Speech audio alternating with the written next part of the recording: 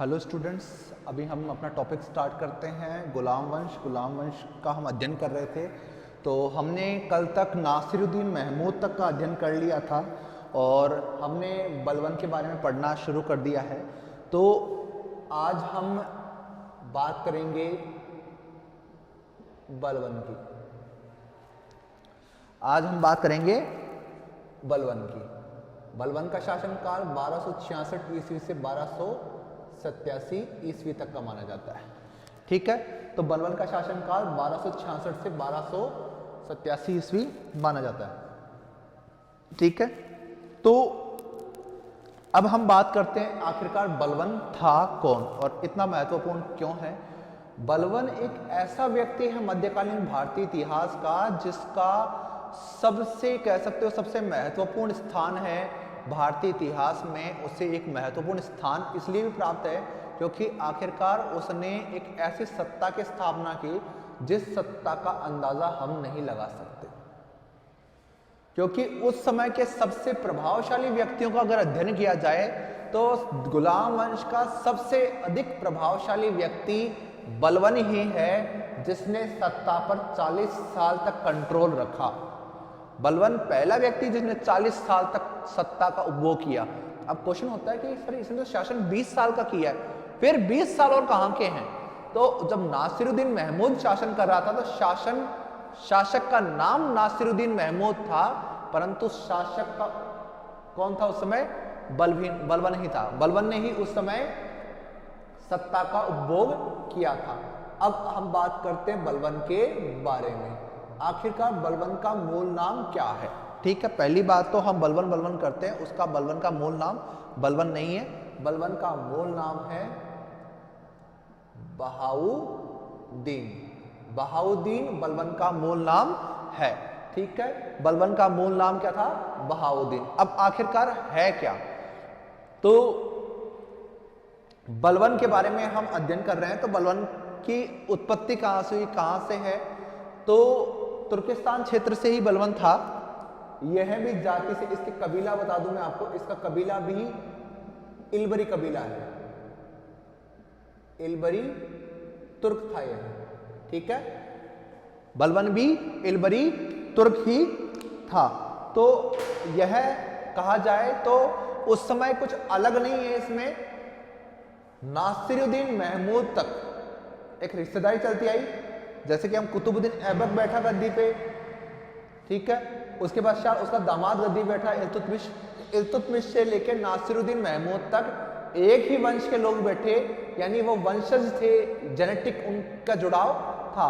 परंतु बलबन जेनेटिक जुड़ाव नहीं है, परंतु कबीला उसका भी इलबरी तुर्क ही था। जैसे इल्तुतमिश का था इलबरी तुर्क, उसी प्रकार से इसका भी कबीला कौन सा है?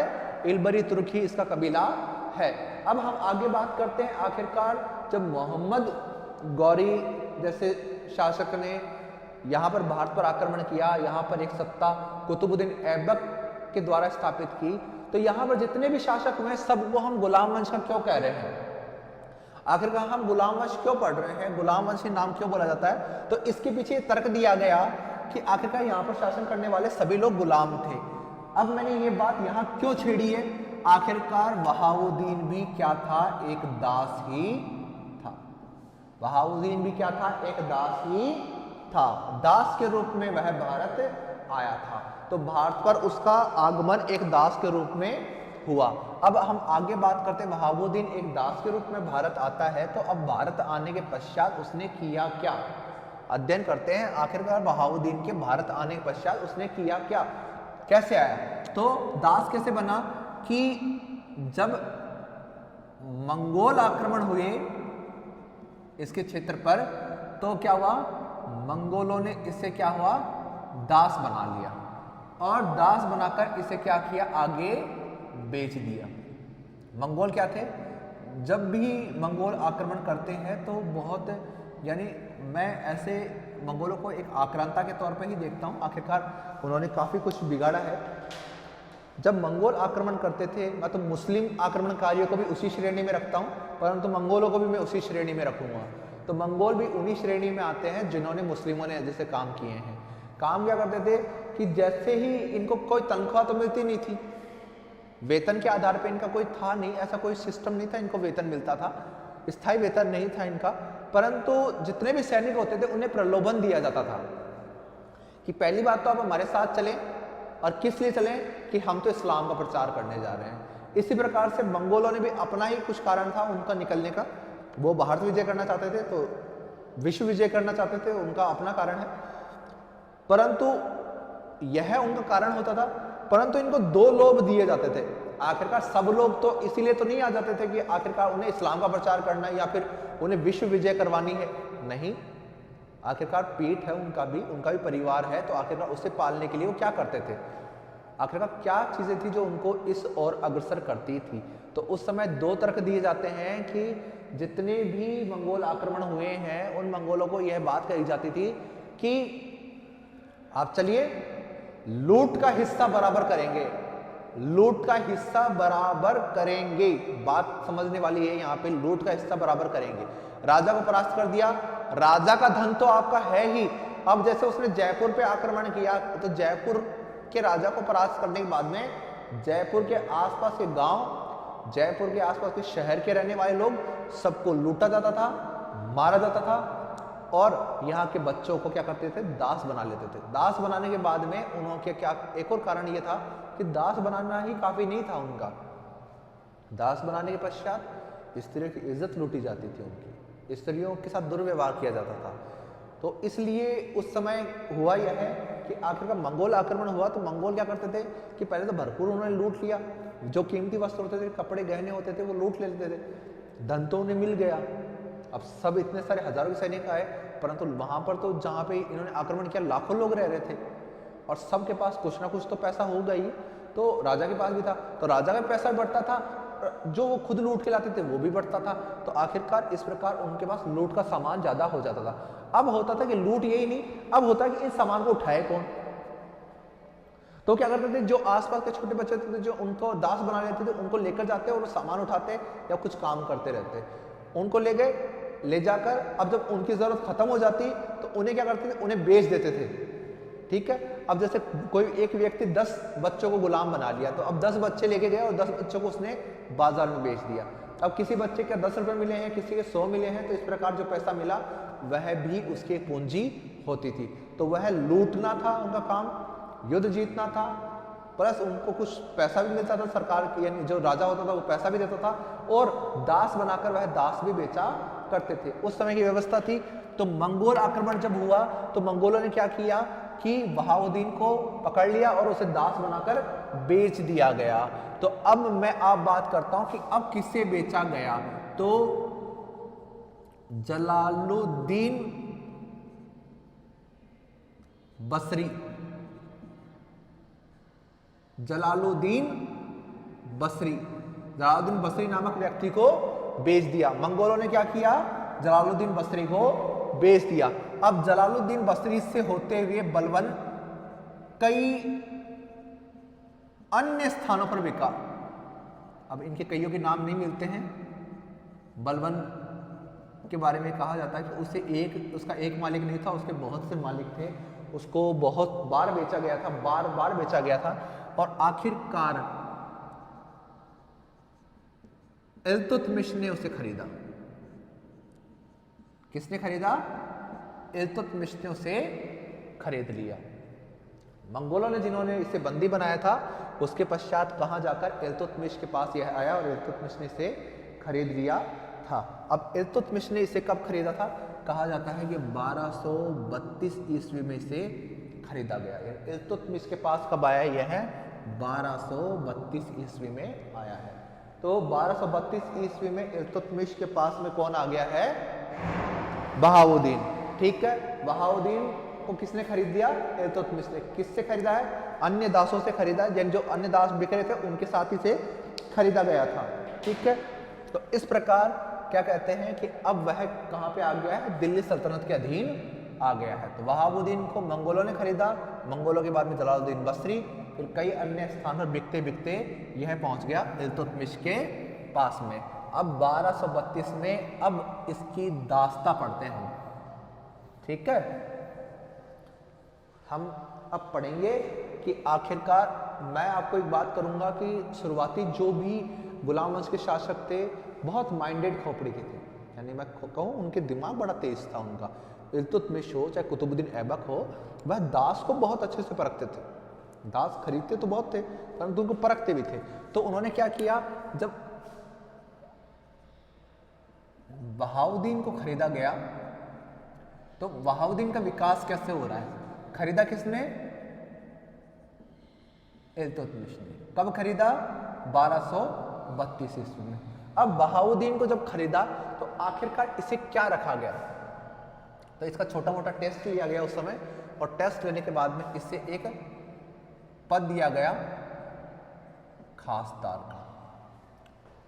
कौन सा पद प्राप्त हुआ, पद का नाम है खासदार। पद का नाम क्या है, खासदार। किसने दिया, इल्तुतमिश ने दिया।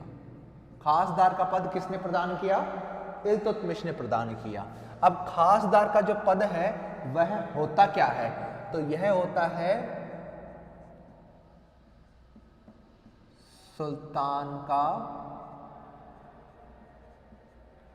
व्यक्तिगत सेवक।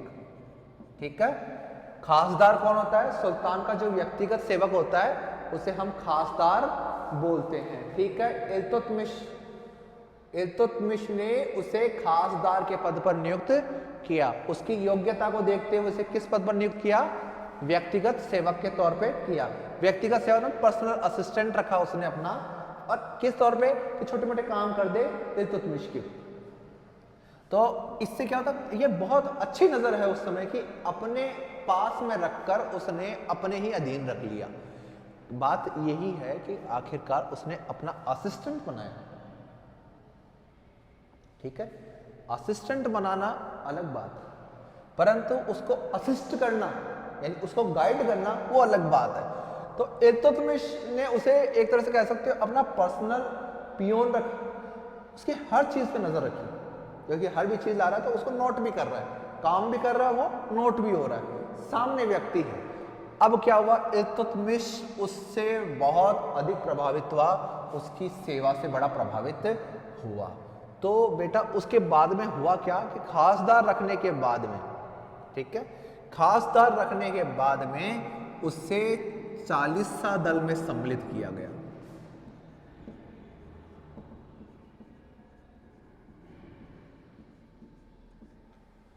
ठीक है, तो 40सा दल में उसे क्या है, स्थान मिला। किसने दिया स्थान, इल्तुतमिश ने। परख लिया, खासदार के पद पर परखा, खासदार का पद प्रदान किया, और खासदार का पद पर परखते परखते उसे 40सा दल में स्थान प्रदान कर दिया। उसे वहां का एक क्या बना दिया, अमीर बन गया वो। अब एक अमीर व्यक्ति बन गया, अब उसकी पोजीशन है अपनी। क्यों, क्योंकि 40 अमीरों का दल है यह। ठीक है, 40 दल अमीरों का दल है, प्रमुख पदों का दल है यहाँ पर। ठीक है, उसका किसी न किसी रूप में वहां पर सत्ता में स्थान था। तो इस प्रकार 40 खासदार के पद से ही वो कहाँ हुआ, 40सा दल में उसका स्थानांतरण हो गया। परंतु कुछ समय पश्चात ही क्या हुआ कि इल्तुतमिश की मृत्यु हो गई। अब इल्तुतमिश की मृत्यु के बाद में गद्दी पे कौन बैठी, रुकनुद्दीन फिरोज शाह बैठा था वैसे तो, परंतु उसे ज्यादा समय मिला नहीं, भोग विलास में जो लिप्त रहता था। फिर बाद में बैठी गद्दी पे रजिया सुल्तान। तो रजिया सुल्तान ने इसकी खासियत को देखते हुए उसे अमीर ए शिकार पद प्रदान किया। अब अमीर ए शिकार कौन होता है, जो शिकार का जुड़ा हुआ काम करने वाला अमीर व्यक्ति कौन होता है, वो यह होता है अमीर ए शिकार। ठीक है, तो शिकार की व्यवस्था करने वाला, तो वो ये पद था उस समय। ठीक है, रजिया ने बलबन को अमीर ए शिकार का पद प्रदान किया। इसके बाद में यह कुछ समय के लिए अमीर ए आखूर, अमीर ए आखूर पद पर भी रहा था यह, परंतु बाद में ये पद याकूत को दे दिया गया था। रजिया के समय यह पद बाद में याकूत को दे दिया गया था, परंतु कुछ समय के लिए अमीर ए आखूर का पद का भी उपभोग बलबन ने किया था, यह हमें मिलता है। तो यह दो पद उसने संभाले थे एक समय पे। ठीक है, किसके समय संभाले थे, रजिया के समय। ठीक है, अब आगे बात करते हैं। अब यह हो गया कि अमीर शिकार कौन होता है? अमीर शिकार यानी जो बादशाह होते हैं, जो अमीर होते हैं, वो शिकार करने जाते हैं, उससे जुड़े हुए जो विभाग होता है वो अमीर शिकार विभाग होता है। अमीर आखूर कौन होता है? जो शाही घुड़सवार या घुड़सेना होती है वो इसके अधीन होती है, यानी सारे सारे घोड़े किसके अधीन है? अमीर आखूर के अधीन। तो अमीर आखूर पद पर भी रहा और अमीर शिकार पद पर भी रहा। किसके समय रहा? रजिया सुल्तान के समय रहा। अब क्या है, ज्यादातर अमीर क्या थे? रजिया के पक्ष में थे नहीं। अब रजिया के विरोध में थे सारे के सारे अमीर, रजिया को वो सपोर्ट करना नहीं चाहते थे। अब रजिया को जब ये सपोर्ट नहीं कर रहे हैं, रजिया को वह बादशाह नहीं मानते थे, तो षड्यंत्र रचा गया। अमीरों ने इनके विरुद्ध षड्यंत्र रचा। जब अमीर ए आखूर पद पर रहने वाले बहाउद्दीन के विरुद्ध षड्यंत्र रचा जा रहा था, तो अब षड्यंत्र को रूप कहाँ प्रदान हुआ? आखिरकार अमीर शिकार पद पर रहने वाले बलबन का क्या रोल रहा रजिया को गद्दी से हटाने का? षड्यंत्र तो एतगिन ने रचा है, तो एतगिन का सहयोग करने वाला व्यक्ति कौन था? बलबन था। तो उसने क्या किया कि रजिया को गद्दी हटाने में अमीरों का सहयोग किया और बहराम शाह की सहायता की थी।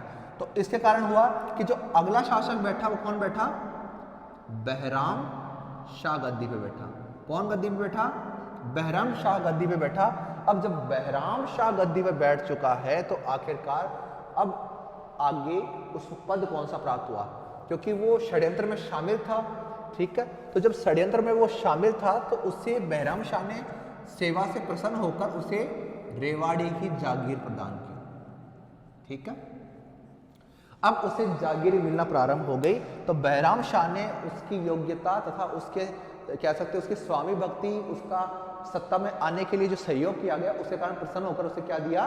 रेवाड़ी की जागीर प्रदान कर दी गई। तो इस प्रकार से अब वह एक जागीरदार, एक इक्तेदार भी बन चुका था। अब बात होती है कि आगे क्या हुआ? रेवाड़ी की जागीर से उसका अगला पद कहाँ मिला, ठीक है। तो उसके बाद में उसे अमीर ए हाजिब, अमीर ए हाजिब, अमीर ए हाजिब का पद प्रदान हुआ। और अमीर ए हाजिब का पद किसने प्रदान किया? मसूद शाह ने, ठीक है।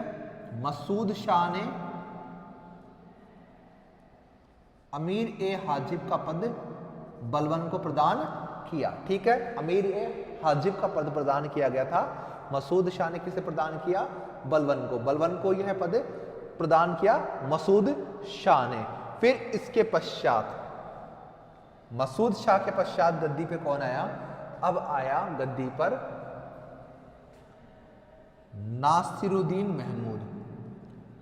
नासिरुद्दीन महमूद, ठीक है। अब नासिरुद्दीन महमूद गद्दी पे बैठा। अब नासिरुद्दीन महमूद गद्दी पे बैठा तो नासिरुद्दीन महमूद के समय ये इसे क्या क्या मिला?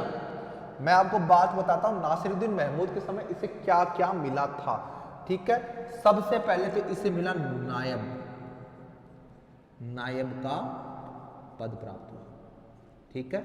नायब का पद प्राप्त हुआ था।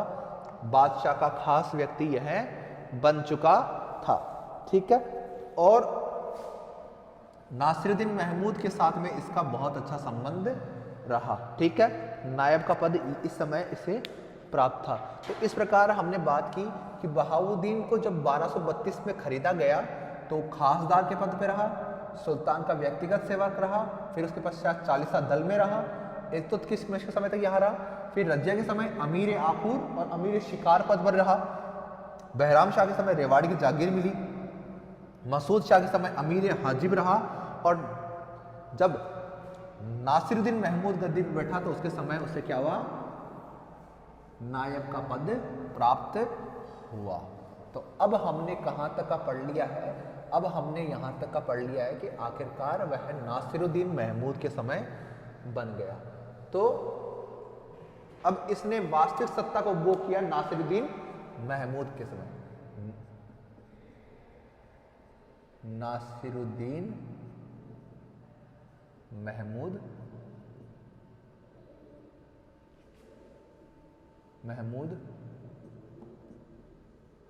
नाम मात्र शासक और बलवन वास्तविक शासक ये था। ठीक है, बलवन। अब हम बात कहाँ की कर रहे हैं? अब हम बात कर रहे हैं 1266 ईस्वी से पहले तक की बात कर रहे हैं। ठीक है, तो हुआ क्या कि नासिरुद्दीन महमूद से अपनी पुत्री का विवाह करवा दिया। नासिरुद्दीन का विवाह किससे करवाया? विवाह किससे हुआ और कब हुआ? यह विवाह हुआ था हमारे 1249 में। इसका विवाह किससे हुआ? बलवन की पुत्री से। बलवन की पुत्री से विवाह हो गया नासिरुद्दीन महमूद का 1249 ईस्वी में नासिरुद्दीन महमूद का विवाह हो गया है बलवन की पुत्री से। अब इससे बलवन को क्या मिला? ठीक है, अब बलवन को क्या प्राप्त हुआ? बलवन को मिला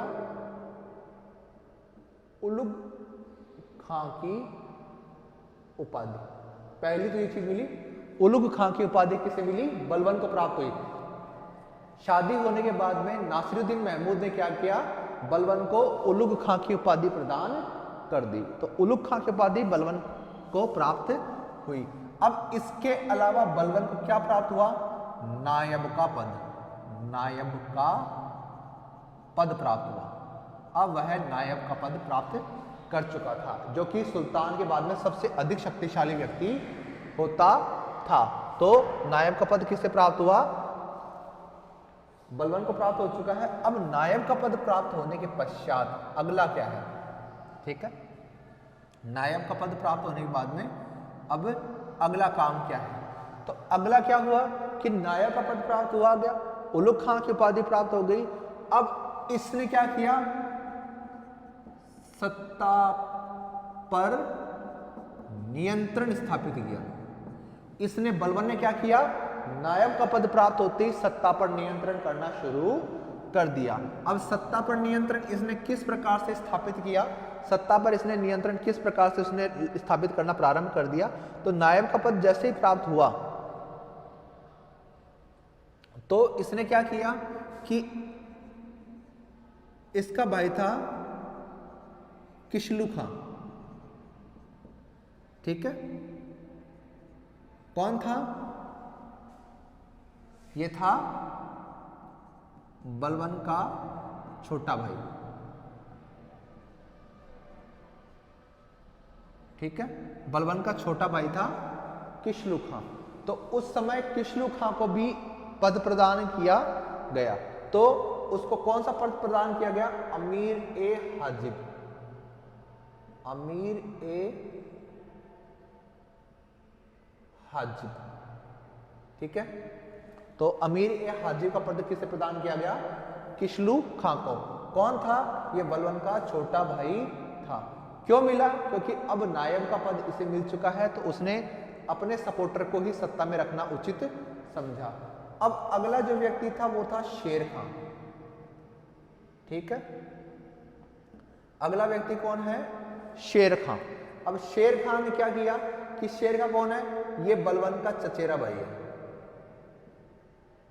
ठीक है, ये बलवन का चचेरा भाई है। चचेरा भाई बलवन का है ये शेर खां। अब इससे क्या प्राप्त हुआ? इससे प्राप्त हुआ है भटिंडा व लाहौर की जागीर। ठीक है, भटिंडा और लाहौर की जागीर किसे प्राप्त हो गई? शेर खां को प्राप्त हो गई। चचेरे भाई को क्या मिल गया? भटिंडा और लाहौर की जागीर मिल गई। अमीर हाजी पद किसको मिल गया? किशलू खां को मिल गया, जो बलवन का सगा भाई था, छोटा भाई था। अब यह दो महत्वपूर्ण अपने भाइयों को प्रदान कर दिया। अपनी पुत्री का विवाह नासिरुद्दीन महमूद के साथ कर दिया गया। अब क्या हुआ? इसके पश्चात उसने क्या किया? जो अबू बकर है उसको वजीर बना दिया इसने। ठीक है, वजीर किसे बना दिया? अबू बकर को। और अबू बकर कौन है? बलवन का मित्र है। ठीक है, बलवन का मित्र है या बलवन के पक्ष का है, बलवन के पक्ष का था, बलवन का मित्र था अबू बकर, उसको वजीर का पद प्रदान कर दिया गया। तो इस प्रकार बलवन ने अपने चहेताओं को पद प्रदान कर दिए। तो इस प्रकार क्या हुआ कि उसने सत्ता पर नियंत्रण स्थापित करना शुरू कर दिया। ठीक है, तो जैसे ही 1249 यानी 1249 ईस्वी में अपनी पुत्री का विवाह किया तो उसे उलुग खां की उपाधि मिली, नायब का पद प्राप्त हुआ। तो जब ये उपाधि और पद प्राप्त हुआ तो उसने क्या किया, सत्ता पर नियंत्रण स्थापित करना शुरू कर दिया और अपने भाइयों को और अपने चहेतों को उसने अच्छे अच्छे पद प्रदान करवा दिए ताकि सत्ता पर उसका नियंत्रण रहे। परंतु क्या हुआ कि इससे क्या हुआ, ईर्ष्या उत्पन्न हुई। ठीक है, अब यानी कोई व्यक्ति एकदम से इतना ऊपर जाता है तो कुछ लोग उससे ईर्ष्या भी करते हैं। हुआ कौन, ईर्षित कौन हुआ, रेहान। रेहान नाम का जो व्यक्ति था उसको ईर्ष्या हुई कि आखिरकार क्यों बलवन को इतनी प्रतिष्ठा और इतने पद कैसे मिल रहे हैं। रेहान कौन है, एक नव मुस्लिम व्यक्ति है, नव मुस्लिम अमीर था उस समय का। ठीक है, इसको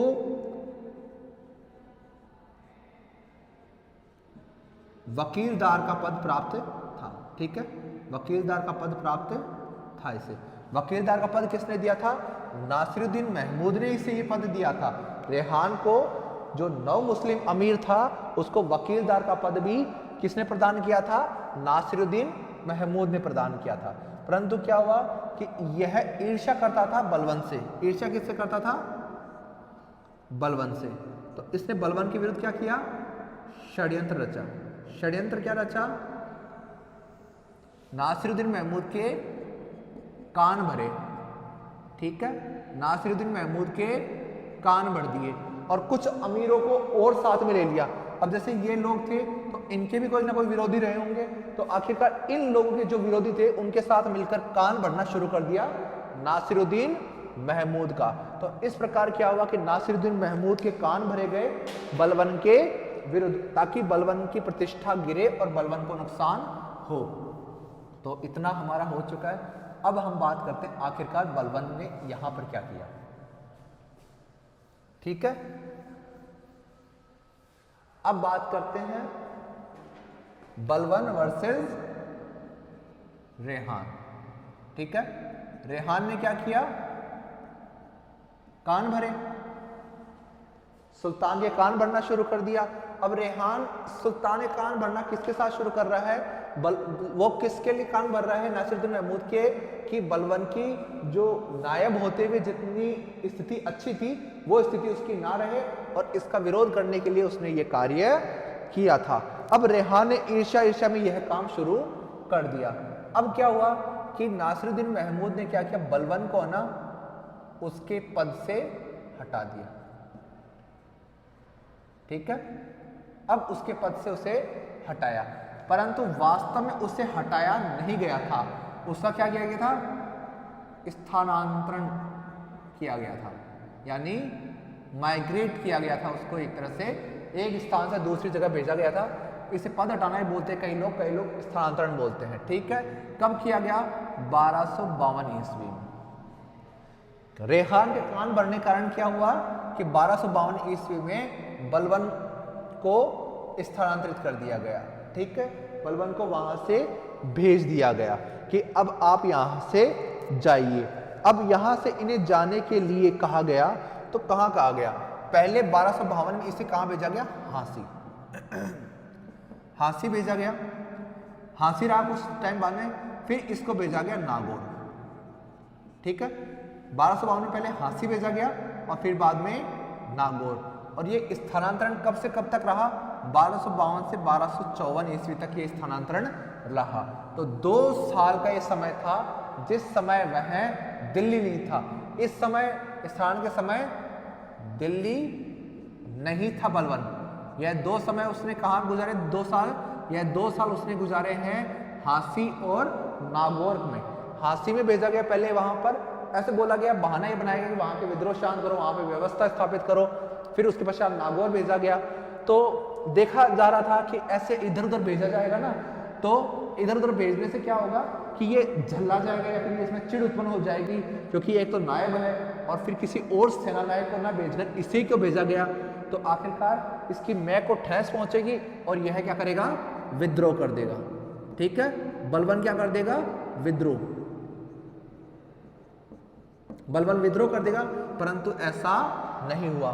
परंतु वहीं पर दिल्ली में क्या होना शुरू हो गया, वहीं पर दिल्ली में क्या हुआ कि रेहान ने क्या हुआ, अपनी स्थिति अच्छी करना शुरू कर दिया। कान बढ़ते करते, यानी जो कहते हैं ना कि कान के कच्चे लोगों की स्थिति कुछ समय तक अच्छी होती है, कान की जो कान बढ़ते हैं लोग वो ज्यादा समय तक स्थायी नहीं रहते हैं, कुछ समय तक ही रहते हैं। तो रेहान जब कान बढ़ रहा था तो उसकी स्थिति अच्छी हो गई, नौ मुस्लिम वर्ग को वहां के लोग बर्दाश्त नहीं कर रहे थे, तो बलबन के जो पक्ष के अमीर थे, बलबन पक्ष के जो अमीर हैं, उन्होंने क्या किया, वो आए और बलबन के साथ सेना एकत्रित कर ली।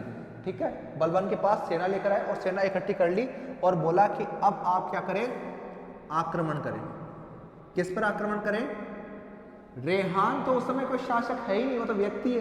कान में बच्चा कौन है, नासिरुद्दीन, नासिरुद्दीन पर आप क्या करें, आक्रमण करें। परंतु बलबन ने इस चीज के लिए मना कर दिया और वहीं पर नासिरुद्दीन, ये जो बलबन के जो पक्ष के अमीर थे, बलबन के पक्ष के अमीर नासिरुद्दीन की मध्य क्या हुआ कि संधि हो गई। और संधि कहाँ हुई कि वहां पर दिल्ली में जाके इन्होंने बातें की कि आखिरकार आपने बलबन को हटा दिया, हम बलबन को चाहते हैं, वो वापस नायब बने। और इस संधि के द्वारा क्या हुआ कि बलबन को नायब का पद प्राप्त हुआ। इस संधि के पश्चात क्या हुआ, बलबन को पुनः नायब का पद प्राप्त हो गया और इस प्रकार बलबन क्या हुआ, वापस सत्ता में आ चुका था। तो बलबन के पक्ष के जो अमीर थे सेना लेकर आए, बलबन के को कहा कि हम सेना सहित हैं, आप युद्ध करें, हम आपका साथ देंगे, नासिरुद्दीन को पराजित करेंगे। परंतु ऐसा नहीं हुआ, बलबन ने मना कर दिया। फिर नासिरुद्दीन से बातचीत हुई और इन अमीरों ने नासिरुद्दीन से ये बात करके, यानी एक बात के मना लिया कि आखिरकार आप ना हमें नायब बना दीजिए पुनः बलबन को। तो इस प्रकार बलबन पुनः नायब बन गया। अब हम आगे पढ़ते हैं कि पुनः बलबन नायब बनने के पश्चात उसने क्या किया है। बलबन जब नायब का पद पुनः प्राप्त कर चुका है, बलबन नायब बन चुका है, तो नायब बनने के पश्चात बलबन ने और क्या कार्य किया है। नायब का पद प्राप्त होने के पश्चात बलबन ने और कौन से कार्य किए हैं। बलबन जब सत्ता में पुनः आया, नायब का पद उसने पुनः प्राप्त किया, तो प्राप्त करने के पश्चात उसने अब ध्यान दिया राज्य पर। नायब बनने के पश्चात बलबन ने ध्यान दिया राज्य पर, आखिरकार मेरे को सत्ता कैसे संभालनी है।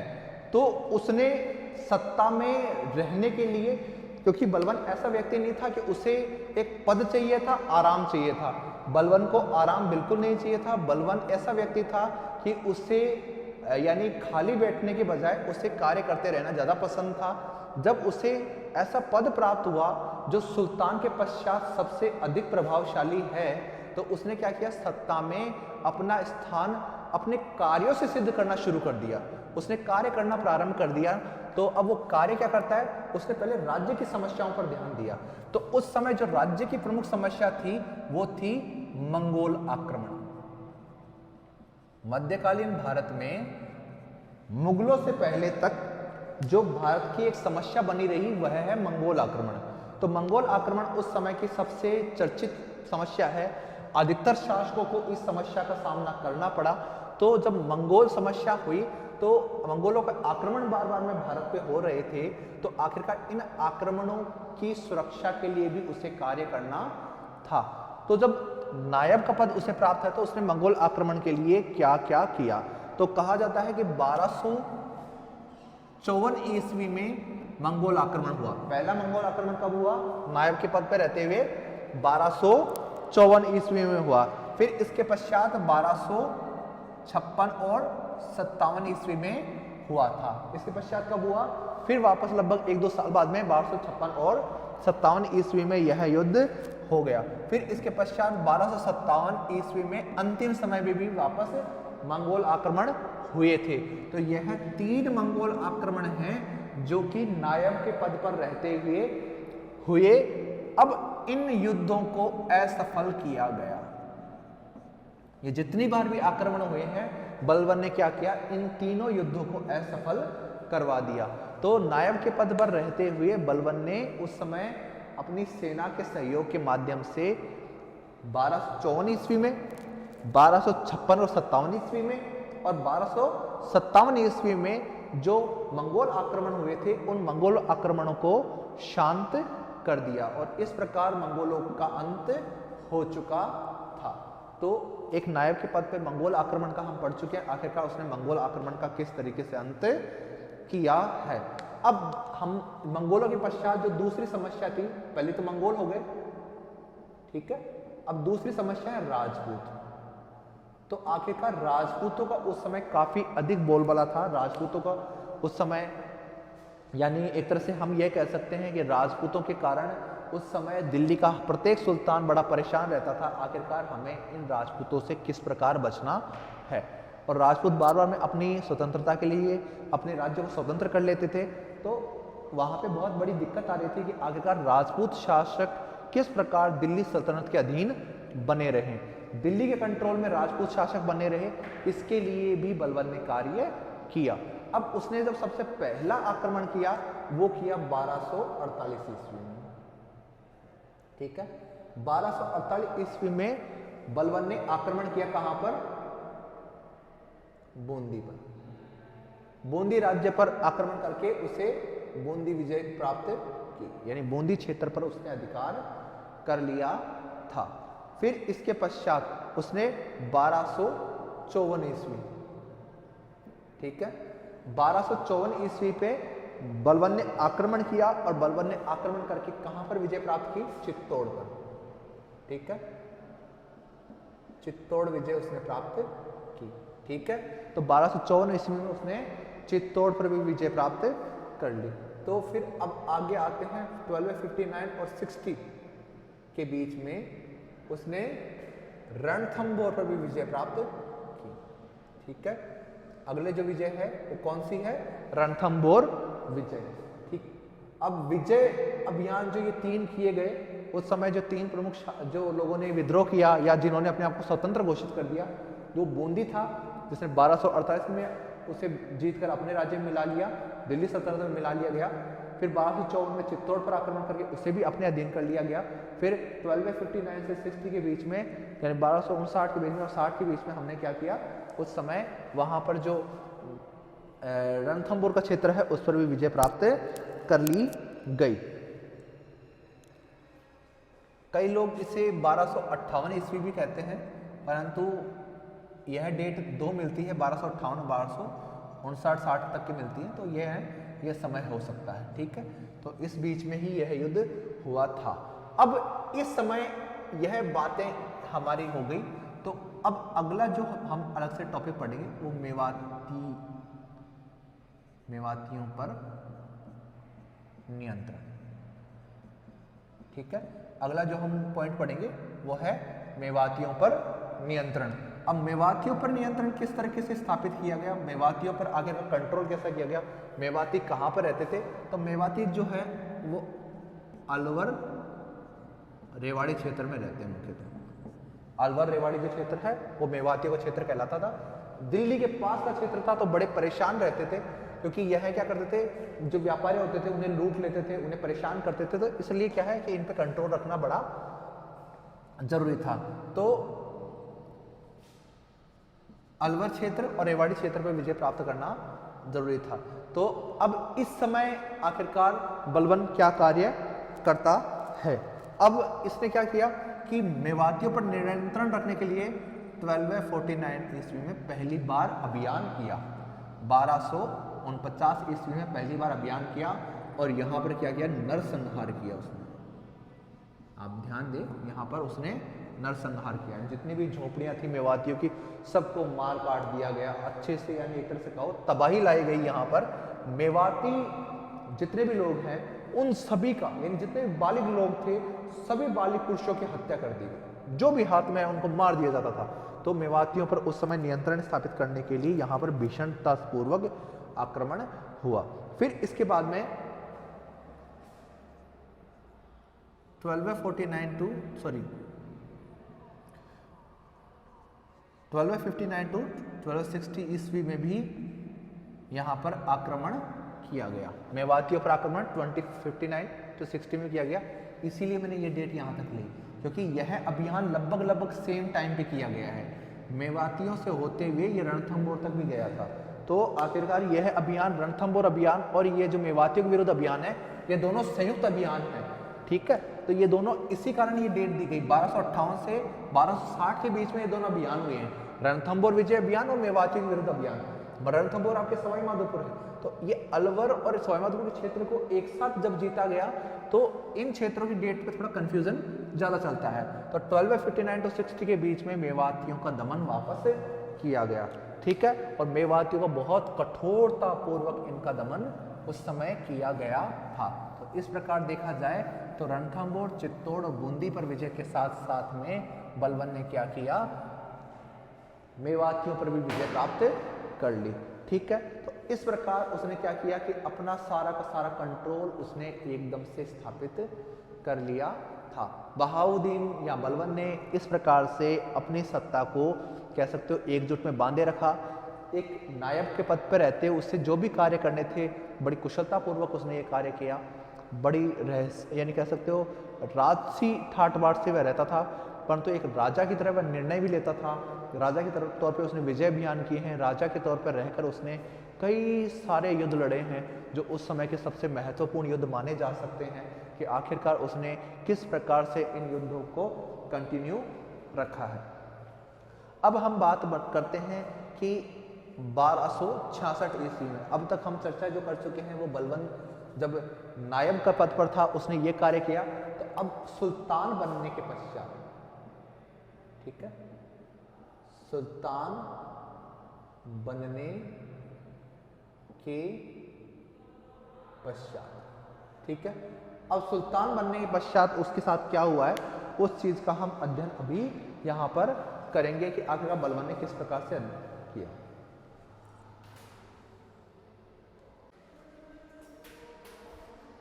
सुल्तान जब बन चुका है, गद्दी पे बैठ चुका था 1266 ईस्वी में, नायब का पद पे उसने उपभोग किया था इस सुल्तान पद का ही। तो अब जब सुल्तान बन चुका है तो आखिरकार बलबन ने आगे कार्य कौन कौन से किए, सुल्तान बनने के पश्चात बलबन ने क्या क्या कार्य किए या किस प्रकार उसका आगे से हम कह सकते हैं उसका ध्यान रहा। तो विजय अभियान तो वह सुल्तान बनने से पूर्व ही कर चुका था, राजस्थान में उसने विजय प्राप्त की थी, परंतु उसने और भी कई क्षेत्रों पर सुल्तान बनने के पश्चात विजय प्राप्त की थी। जैसे ही वह 1266 ईस्वी में गद्दी पर बैठा तो उसने उपाधि धारण की थी गयासुद्दीन की। गयासुद्दीन की उपाधि धारण की, गयासुद्दीन की उपाधि धारण करके ही वह गद्दी पर बैठा। गयासुद्दीन बलबल या गयासुद्दीन बहाउद्दीन उलुग खां उसका पूरा नाम था। ठीक है, उलुग खां भी उसकी उपाधि थी, गयासुद्दीन भी उसकी उपाधि है, बहाउद्दीन उसका मूल नाम है, बलबन उसका प्रचलित नाम है। तो 1266 ईस्वी में वह गद्दी पर बैठा। अब कहा जाता है कि नासिरुद्दीन महमूद को मारकर वह गद्दी पर बैठा। कुछ लोग बोलते हैं नासिरुद्दीन महमूद जो बीमार चल रहा था उसके पश्चात वह मर गया, परंतु जो भी कारण हो 1266 ईस्वी में नासिरुद्दीन महमूद मरा तो उसका ससुर बलबन गद्दी पर बैठ जाता है। अब वह मुख्य गद्दी का शासक बनकर बैठ चुका है। अब जो गद्दी पर वह बैठा तो उसके सम्मुख कई समस्याएं आई थी। गद्दी पर बैठने पश्चात उसके सम्मुख कई प्रकार की समस्याएं प्रचलित थी उस समय, जो उसे काफी ज्यादा परेशान कर रही थी, टॉर्चर कर रही थी एक तरह से हम देखें तो। उस समय बलबन की प्रमुख समस्याएं कौन कौन सी थी, तो मैं एक समस्या का तो मैं हमेशा जिक्र करता रहता हूं कि मंगोल आक्रमण, मंगोल आक्रमण इसकी समस्या रही ही रही। ठीक है, गद्दी पर बैठने के पश्चात पहली समस्या मंगोल आक्रमण है। दूसरा है सुल्तान पद की प्रतिष्ठा। ठीक है, दूसरी जो इसकी समस्या है सुल्तान पद की प्रतिष्ठा है कि आखिरकार वह राजा बना। ठीक है, तो राजा बना तो उसे ये पता था कि मैंने नासिरुद्दीन महमूद को किस तरह से ट्रीट किया है, यानी मैंने अपने बादशाह को क्या समझ के रखा था। ठीक है। उससे पहले यानी हम कहें इल्तुतमिश के पश्चात जितने भी गद्दी पे बैठे हैं, आखिरकार अमीर उन्हें क्या समझते हैं? कुछ नहीं, मन चाहा तब तो उन्हें गद्दी पे बैठा दिया, बाद में उन्हें हटा देते थे। तो राजा की उस समय कोई इज्जत नहीं थी, तो सुल्तान की पद की प्रतिष्ठा स्थापित करना उसकी समस्या थी कि आखिरकार लोगों को सुल्तान का पद का लोभ पता चले, उसका यानी उसके बारे में पता। फिर चालीसा दल, जिस चालीसा दल का गठन इल्तुतमिश ने किया था वो समस्या बन गया था। क्यों? क्योंकि यह अमीर अपनी इच्छा अनुसार सुल्तान बदलते रहते थे, तो यह एक समस्या बन चुका था उस समय की। अब इसके बाद में कानून व्यवस्था, ठीक है। कानून व्यवस्था कैसी थी? जब राजा ही काम का नहीं है, अमीर अपनी फायदे के अनुसार कार्य कर रहे हैं, तो कानून व्यवस्था प्रशासन उस समय का अच्छा नहीं था। तो इस पे भी यानी बलबन ये एक समस्या था, इसको एक समस्या मानता था कि आखिरकार मुझे कानून व्यवस्था को भी सही करना है। फिर दूसरी अगली बात है कि आर्थिक संकट, ठीक है, कि उस समय का जो बलबन का राजकोष है वो समय अच्छा नहीं था। ज्यादातर युद्धों में अमीरों के बीच में वो बटा हुआ था, यानी उस समय धन अच्छा नहीं था उसके पास में। दिल्ली सल्तनत का राजकोष रिक्त था, उस राजकोष की पूर्ति करना भी एक बहुत आवश्यक कार्य था। तो इस प्रकार वह जब गद्दी पर बैठा तो उसके समक्ष मंगोल आक्रमण, सुल्तान पद की प्रतिष्ठा, चालीसा दल, कानून व्यवस्था और आर्थिक संकट जैसी समस्याएं थी। अब हम डिस्कस करते हैं कि आखिरकार उन्होंने इस समस्या को हल कैसे किया और उसका शासनकाल कैसा रहा। तो सुल्तान बनने के पश्चात उसका जो पहली बात करें हम कि मंगोल आक्रमण पर कर लेते हैं कि मंगोल आक्रमण पर उसने क्या किया। तो मैं आपको यहाँ पर बता दूं कि मंगोल आक्रमण के लिए वह काफ़ी ज़्यादा सीरियस था कि आखिरकार मुझे मंगोल आक्रमण से किस तरीके से अपने राज्य को सुरक्षित रखना है। तो मंगोल आक्रमण से अपने राज्य को सुरक्षित रखने के लिए उसने क्या किया, अपने भाई चचेरा भाई जो था शेर खां को इसके लिए नियुक्त किया। उसने अपने भाई शेर खां को कहा कि जब मंगोल आक्रमण होंगे तो आप एक काम करें, आप मंगोल आक्रमण के समय उस पर मेरा ध्यान रखें, वहां की सीमा आप संभालें और मंगोलों से युद्ध करें। परंतु शेर खां को क्या किया, बाद में विष देकर मरवा दिया गया। तो इसके मरने के पश्चात, शेर खां के मरने के पश्चात बलबन का बेटा था मोहम्मद, ठीक है, बलबन का बेटा था मोहम्मद, उसको मंगोल आक्रमण के प्रति नियुक्त किया गया कि मंगोल आक्रमण होगा तो आप वहां पर युद्ध करिएगा। तो इसके लिए मोहम्मद को नियुक्त किया गया और यह भी मंगोल आक्रमण में मारा गया, ठीक है, मंगोल आक्रमण में यह मारा गया। और मंगोल आक्रमण काफी बार हुए हैं, हलाकू के हुए हैं, उलुग खां के हुए हैं, बहुत से लोगों के आक्रमण हुए हैं। हलाकू ने भी इसी समय आक्रमण किया था, उलुग खां ने भी आक्रमण किया था, तो बहुत आक्रमण हुए। परंतु क्या किया, मंगोलों को क्या करते थे, धन देकर वापस भेज दिया जाता था, यानी उनसे बातचीत करके या धन देकर किसी भी तरीके से उन्हें मंगोल आक्रमण को सफल नहीं होने दिया।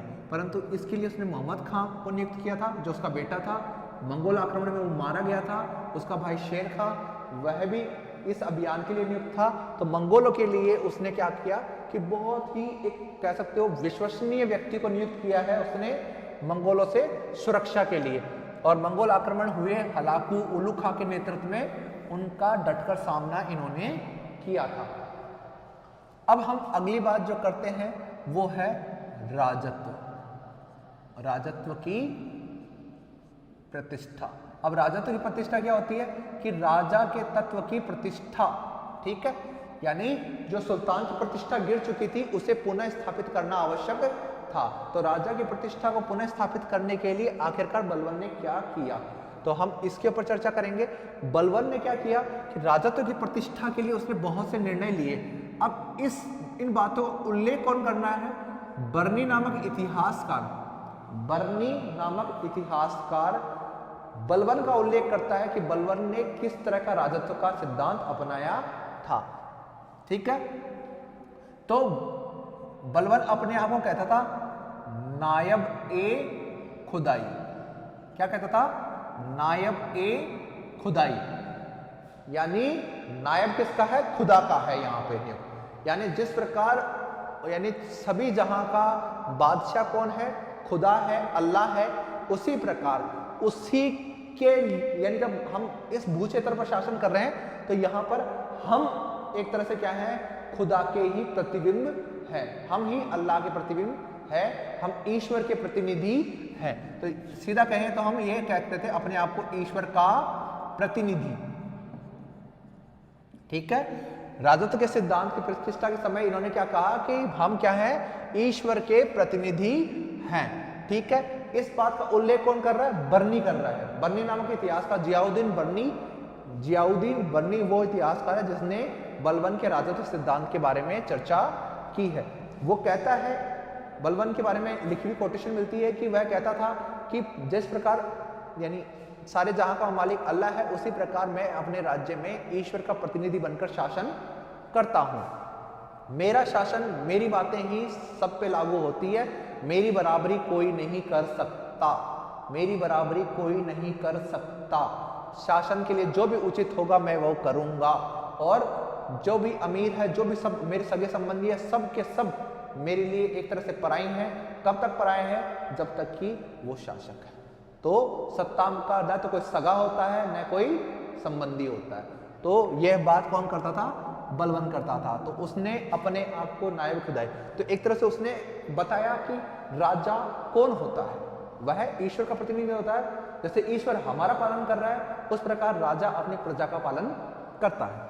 यह बात उसने पहली चीज क्लियर की। दूसरी चीज उसने क्लियर की कि मैं उच्च कुल का हूं। ठीक है। स्वयं को उच्च कुल का सिद्ध किया, प्लस उसने फारस के जो नाम होते थे उन नामों पर अपने बेटों का नाम रखा, अपने पोतों का नाम रखा। ठीक है। अपने बेटों और पोतों का नाम उसने फारस के जो प्रचलित नाम है उनके नाम पे रखा, जैसे केकुबाद, क्यूमर्स, के खुसरो। ये ऐसे नाम क्यों रखे? क्योंकि फारस में नाम प्रचलित थे और अपने आप को उच्च कुल का दिखाने के लिए उसने क्या किया? ये नाम रखे थे। अब उच्च कुल का सिद्ध कर लिया, अपने आप को ईश्वर का प्रतिनिधि सिद्ध कर लिया। अब उसने क्या बोला कि उसने अपने दरबार से सभी निम्न कुल के अमीर निकाल दिए।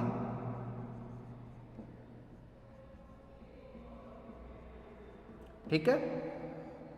तो जो निम्न कुल के जितने भी अमीर थे उस समय दरबार में, उनको निष्कासित कर दिया गया। ठीक है। कितने थे? 33। उस समय बलबन के दरबार में 33 अमीर थे जो उच्च कुल के नहीं थे।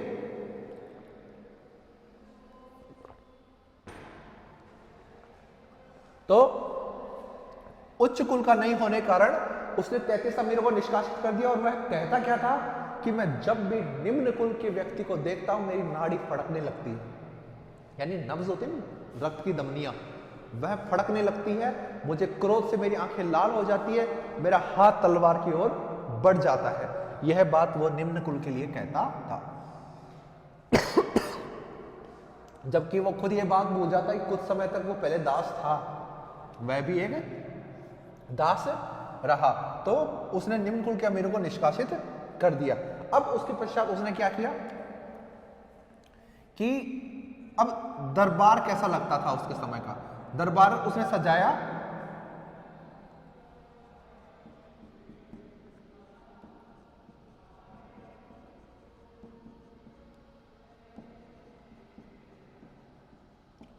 ठीक है। ईरान या फारस में जिस प्रकार का शासक का दरबार होता था, ऐसा दरबार उसने अपने लिए बनवाया।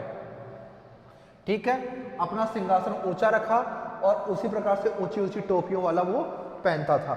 अब क्या होता था कि अपनी प्रतिष्ठा के लिए उसने बहुत से काम किए, जैसे कि उसने अपना ड्रेस कोड चेंज कर लिया, बहुत ही कीमती लिबास पहनता था वो।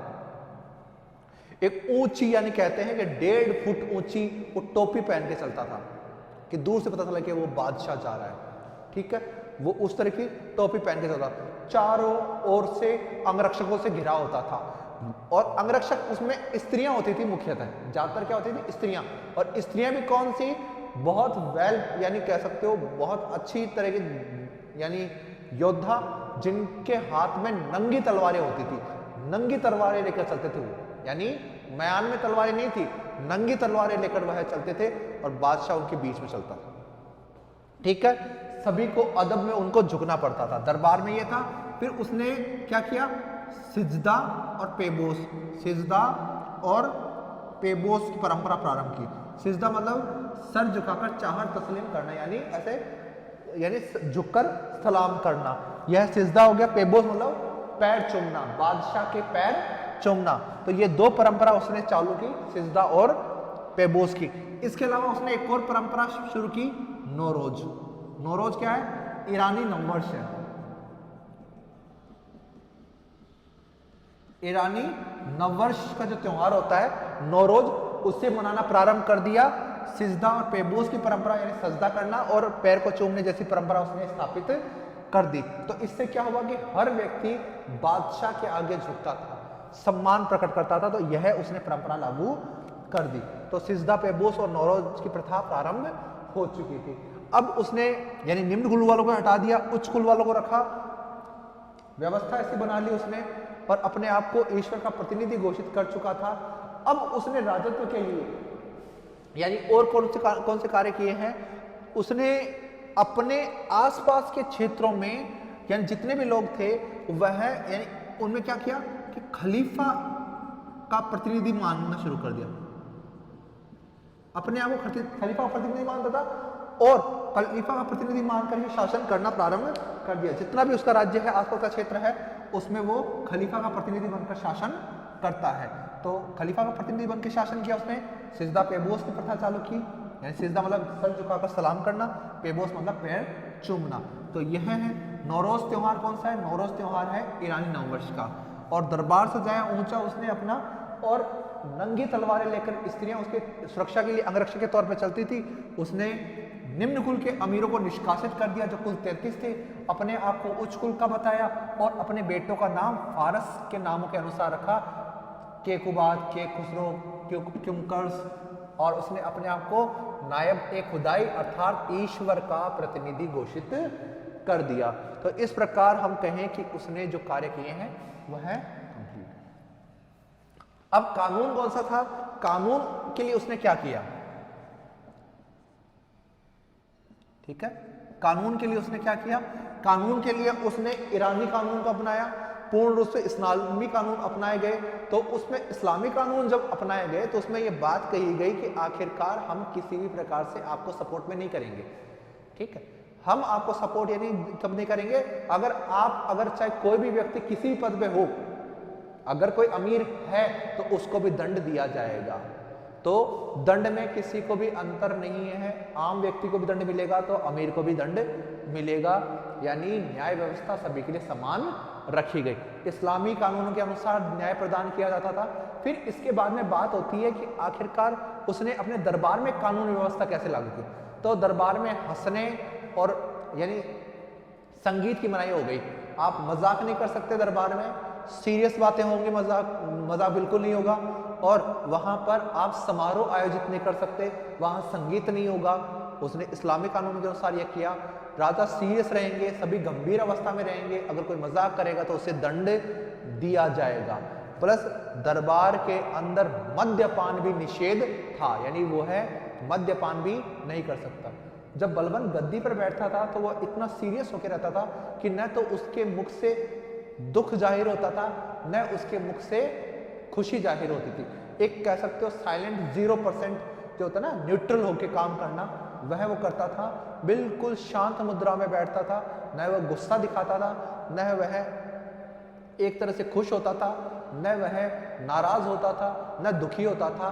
जब एक इस चीज का वर्णन कौन करता है, बर्नी करता है। बर्नी ये बात कह रहा है कि जब उसके बेटे मोहम्मद खां को मृत्यु प्राप्त हो गई, जब यह समाचार उसे दरबार में दिया गया तो उसे किसी प्रकार का दुख नहीं हुआ, उसके मुख पर एक लकीर शिकन की नहीं आई। एक लकीर शिकन की मतलब एक छोटी सी कमी होती है, मेरा बेटा मर गया, तो उस तरह का कुछ भी नहीं हुआ। परंतु जब वह दरबार से वापस गया तो वह अपने कमरे में जाकर फूट फूट करके रोया। कहा जाता है कि अपने पुत्र की मृत्यु का इसे इतना गम था कि उसके कारण वो ज्यादा समय तक जीवित भी नहीं रह पाया, आगे जाके वो बीमार भी पड़ गए, ऐसी बात कही जाती है, परंतु उसने दरबार में ऐसा कुछ नहीं किया। तो कानून व्यवस्था हमारा कंप्लीट हो चुका है। अब अगला पॉइंट है चालीसा दल का अंत। जिस चालीसा दल का निर्माण इल्तुतमिश ने किया था उसका अंत बलबन ने किया था। यानी जिस चालीसा दल का निर्माण इल्तुतमिश ने अपनी सत्ता को बचाने के लिए अपने उत्तराधिकारी के लिए किया, वो तो उसके सपोर्ट में रही नहीं, खुद भी चालीसा दल का सदस्य रह चुका था, षड्यंत्र को जानता था, तो उसने ये माना कि चालीसा दल ही यह प्रमुख कारण है कि सत्ता स्थायी नहीं रह पाएगी, तो मुझे इस दल का अंत कर देना चाहिए। तो उसने धीरे धीरे करके क्या किया, चालीसा दल के जितने भी अमीर थे उनका अंत करना प्रारंभ कर दिया। खुद भी एक रहा था, उसका भाई भी था, तो कुछ लोग तो उसके रिश्तेदार थे तो वो वैसे अलग हो गए, और अब जो प्रमुख और दल के जो नेता थे, जो प्रमुख नेता थे, प्रभावशाली नेता थे, उनका अंत भी धीरे धीरे कर दिया गया। जैसे कि एक चालीसा दल का सदस्य था मलिक बकबक। मलिक बकबक ने क्या किया, अपने नौकर को मार दिया था, ठीक है, नौकर की हत्या। तो नौकर की हत्या कर दी। जब नौकर की हत्या कर दी तो नौकर की उसकी बीवी पहुंची बलबन के पास में, उसने न्याय मांगा, तो मलिक बकबक को नंगा करके उसको कोड़े बरसाए गए, उसे कोड़े बरसाकर उसको इतना घायल कर दिया कि आखिरकार अब उसके यानी उसका मरना और जीना बात बराबर थी उस समय। यानी एक तरह से यानी कह सकते हो कि कोमा में चला गया था एक तरह से वो उस समय, क्योंकि अपमान हो चुका, इतना पिटाई हो चुकी है, और फिर कोड़े पीटने के बाद में मारा नहीं गया। मारने का हक किसे दिया, उस नौकर की बीवी को, और उसको कहा गया कि तुम चाहो तो इसको मार भी सकती हो। इतनी बेइज्जती करके मलिक बकबक की प्रतिष्ठा को हानि मिल गई, और आगे जाके ये मर भी जाता है, कुछ समय बाद में यह मर भी जाता है। फिर एक और व्यक्ति था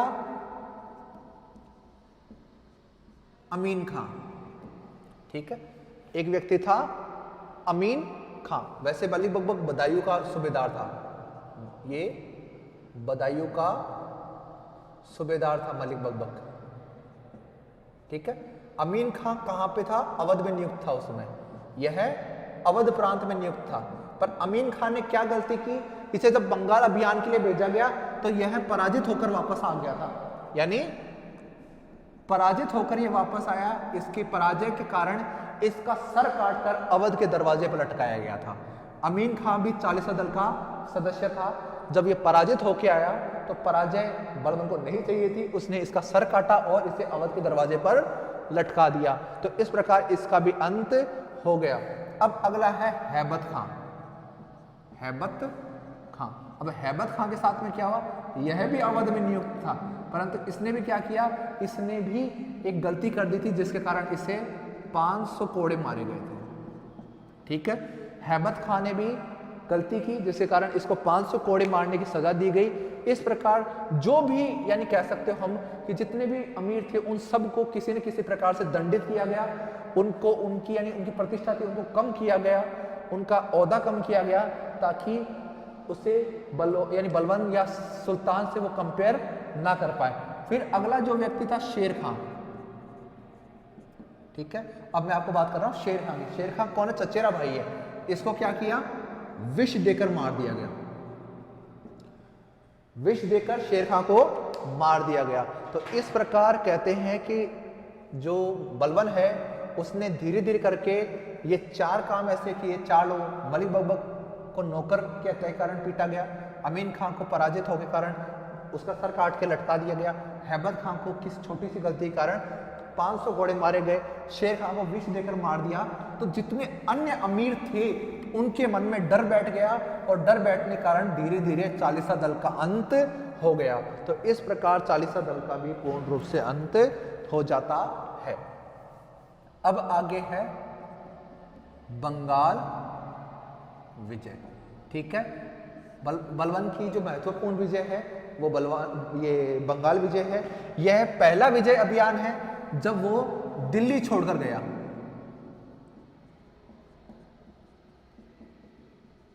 यह प्रथम अभियान है सुल्तान बनने के पश्चात जिसके लिए, और लास्ट जिसके लिए वो दिल्ली छोड़कर गया। ठीक है।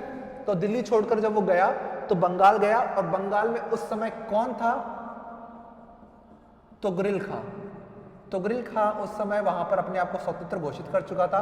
तो तुगरिल खां को दंड देने के लिए बलबन स्वयं वहां गया। कब गया? 1279 1779 1779 ईस्वी में तुगरिल खां के विरुद्ध गया। जब वह वहां पहुंचा, पहुंचते क्या किया? तुगरिल खां ने अधीनता स्वीकार कर ली। क्या किया? अधीनता स्वीकार कर ली। जब अधीनता स्वीकार कर ली तो यह पुनः दिल्ली आ गया। जब अधीनता स्वीकार कर ली तुगरिल खां ने तो फिर कोई दिक्कत नहीं थी, तो 1279 में ही वह वापस दिल्ली आ गया। परंतु तुगरिल खां फिर क्या हुआ? फिर से अपने आप को स्वतंत्र घोषित कर दिया।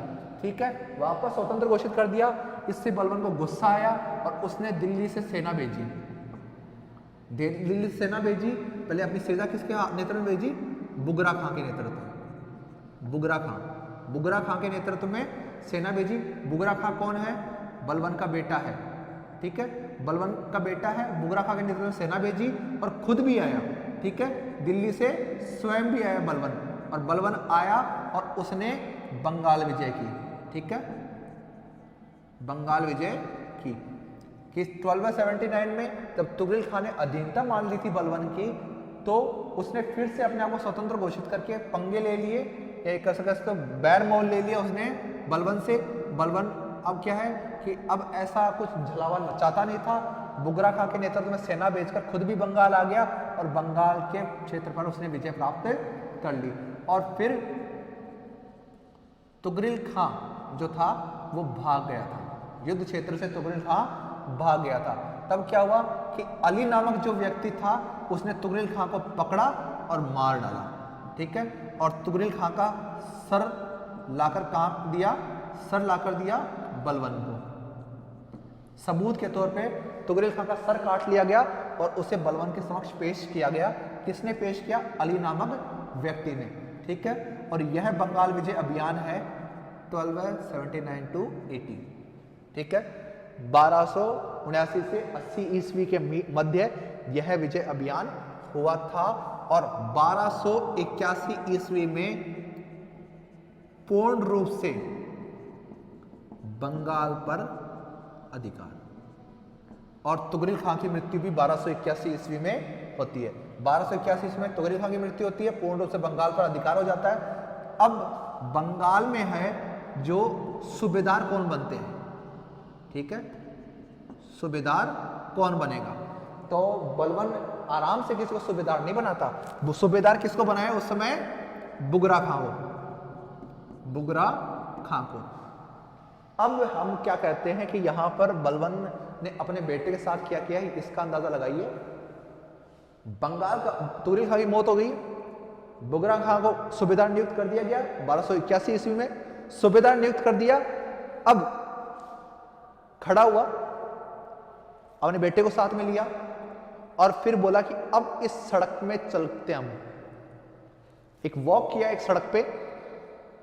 सड़क में चारों ओर, यानी सड़क के दोनों किनारे क्या लगा हुआ है? खंभों पे लाशें लाशें लटकी हुई हैं।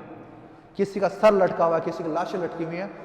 इतना भयानक दृश्य था कि लाशें लाशें लाशें लाशें। किसकी थी? तुगरिल खां की थी। तुगरिल खां के परिवार की थी, उसके सगे संबंधियों की थी, उसके मित्रों की थी, उसके अमीरों की थी, उसके सैनिकों की थी। और उसे दिखाया कि ये देखो, मेरे साथ जो भी ऐसा करेगा मैं उसका यही हाल करूंगा। और फिर ये बोला बुगरा खां को कि मैं बादशाह हूं, अगर तुम भी ऐसा करोगे तो तुम्हारा भी हाल यही होगा। तो उसने अपने बेटे को भी नहीं बख्शा, और इस कारण बुगरा खां के मन में उस समय डर बैठ गया। बुगरा खां कभी भी इसके पश्चात अपने बाप से मिलने नहीं आया। बंगाल पे एक कह सकते हो ईमानदारी से कार्य करता रहा, और इस प्रकार 1281 ईस्वी में अधिकार हो गया। कहां पर? बंगाल पर। अब होते हैं, अब इसके समय कुछ विद्रोह हुए थे। ठीक है, विद्रोहियों का अंत। तो अब विद्रोह कहां कहां हुए हैं? दोआब में हुआ, अवध में हुआ। ठीक है, फिर इसके पश्चात मेवातियों ने किया और कटेहर में हुआ। ठीक है, इन सब विद्रोहियों का अंत कर दिया गया और कटेहर में तो नरसंहार किया गया। ये जितने भी लोग थे ना, ये सब मुसलमान थे, इतना ज्यादा नरसंहार नहीं किया, परंतु कटेहर में तो बहुत भयंकर तौर पे नरसंहार किया गया। कहा जाता है कि इतने भयंकर तौर पे उन्होंने कई कई दिनों तक लोगों को मारा। तो जो भी विद्रोह हुए थे, इन विद्रोहियों का यानी दोआब में भी हुआ था, अवध में भी हुआ था, मेवातियों ने भी किया था उस समय विद्रोह, कटेहर में भी विद्रोह हुआ। तो इन सभी क्षेत्रों में जो विद्रोह हुए, बलवन ने बड़ी कठोरता पूर्वक इनका दमन किया और इनका अंत कर दिया, भारी नरसंहार किया। इसके लिए तो विद्रोह करना मतलब मौत की सजा थी। ठीक है, तो इस प्रकार यह कार्य उसने किया। तो विद्रोहियों का अंत हो गया, इनका अंत हो गया। अब क्या हुआ कि 1287 ईस्वी में ये पड़ गया बीमार। ठीक है, यह बीमार पड़ा तो बुगरा खां और मोहम्मद, ये इसके दो बेटे थे, परंतु मोहम्मद तो मर चुका था, तो ये तो बचा नहीं। अब बेटा कौन बचा? बुगरा खां। बुगरा खां को क्या किया गया? निमंत्रित किया गया दिल्ली, कि दिल्ली आओ, तुम्हारे बाप का अंतिम समय आ चुका है और तुम्हें बादशाह बना दिया जाएगा। परंतु पिता का इतना डर था कि वह दिल्ली नहीं आया, उसने आने से मना कर दिया। बोला कि मुझे मेरे बाप का बहुत डर लगता है, मेरे पिता का बहुत डर लगता है, तो पिता के डर के कारण वह कभी भी दिल्ली नहीं आया। तो आखिरकार 1287 ईस्वी में बीमारी के कारण ही आखिरकार बलवन की मृत्यु हो गई। बुगरा खां डर के कारण आ नहीं पाया, हालांकि बुगरा खां को बुलाया गया था, मोहम्मद खां पहले ही मर चुका था। इस प्रकार 1287 ईस्वी में बलवन की मृत्यु हो गई। अब फिर ये जब दोनों नहीं थे तो आखिरकार उत्तराधिकारी कौन था? ठीक है, तो आखिरकार ये इसने अपना उत्तराधिकारी किसे नियुक्त किया? तो के खुसरो को उसने अपना उत्तराधिकारी नियुक्त किया था। किसको नियुक्त किया था? के खुसरो को। के खुसरो को अपना उत्तराधिकारी नियुक्त करने के बाद में बलवन मरा था, तो उत्तराधिकारी कौन था? के खुसरो। बुगरा खां आया नहीं था तो इसको रखा नहीं गया, फिर के खुसरो दिल्ली में उपस्थित था तो उसे उत्तराधिकारी घोषित कर दिया गया। परंतु मृत्यु के बाद में गद्दी पर कौन बैठा? केकुबाद। ठीक है, गद्दी पर कौन बैठा? केकुबाद गद्दी पर बैठा। ठीक है, अब केकुबाद और इसके बाद में क्यूमर्स, ठीक है, यह दो लोग गद्दी पे बैठे थे। अब इनका समय क्या है? 1287 से 90। ठीक है, केकुबाद गद्दी पे बैठा और क्यूमर्स गद्दी पे बैठा। ये हमारा चैप्टर अब कंप्लीट होने वाला गुलाम वंश का। 1287 ईस्वी में मृत्यु हो गई, उसके बाद में गद्दी पे कौन बैठा? केकुबाद। के खुसरो को उत्तराधिकारी नियुक्त करके गया था बलवन, परंतु गद्दी पे कौन बैठा? केकुबाद। केकुबाद क्यों बैठा? कि उस समय जो यानी कह सकते हो एक काजी था फखरुद्दीन। फखरुद्दीन कौन है? ये है दिल्ली का काजी था, दिल्ली का काजी था और यह बलवन का मित्र भी था। ठीक है, दिल्ली का काजी भी था और बलवन का मित्र था। जब पहली बार सुल्तान बनने के पश्चात वह बंगाल अभियान के लिए गया था, तब भी काजी फखरुद्दीन को वह दिल्ली सौंप कर गया था, तो बहुत विश्वास करता था काजी फखरुद्दीन पे। परंतु के खुसरो के स्थान पर फखरुद्दीन ने क्या किया? उसने केकुबाद को सुल्तान बना दिया। केकुबाद कुछ समय तक सुल्तान रहा। अब उसके समय एक विवाद उत्पन्न हुआ। केकुबाद के समय एक विवाद उत्पन्न क्या हुआ कि केकुबाद है कौन? पहले केकुबाद बता दूं, केकुबाद बुगरा खां का बेटा है, बुगरा खां का पुत्र है। अब फखरुद्दीन ने स्थिति कैसे परिवर्तित की कि वह चाहता था कि बुगरा खां दिल्ली आए और दोनों पिता पुत्र शासन करें। ठीक है, तो अब विवाद क्या हुआ कि विवाद हुआ बुगरा खां वर्सेस केकुबाद। उधर से बुगरा खां सेना लेकर निकला, इधर केकुबाद को उकसाया जा रहा है कि तुम तुम्हारे बाप को मार दो। तो आखिरकार इन दोनों के बीच में युद्ध की स्थिति उत्पन्न हो गई कि बाप तो एक प्रांत का सूबेदार बना बैठा है और बेटा गद्दी पर बैठ गया।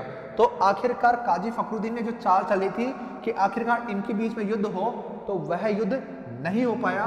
बुगरा खां जैसे गद्दी यानी वहां पे पहुंचा, आमने सामने आए, तो केकुबाद ने अपने पुत्र होने का वात्सल्य जाग गया और अपने पिता के चरणों में जाकर बैठ गया।